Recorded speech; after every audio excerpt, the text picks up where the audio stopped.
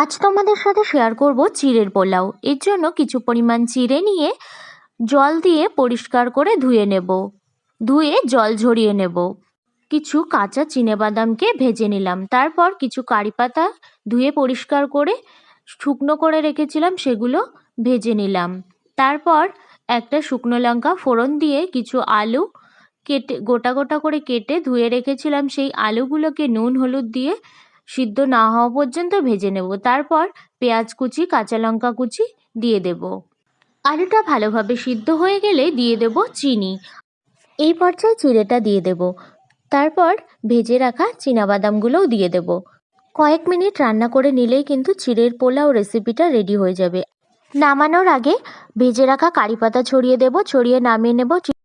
এই চিড়ের পোলাও রেসিপিটা যদি তোমাদের ভালো লেগে থাকে তাহলে অবশ্যই একটা লাইক করে দিও, চ্যানেলটিকে সাবস্ক্রাইব করে দিও আরও ভিডিও দেখার জন্য, আর বেশি বেশি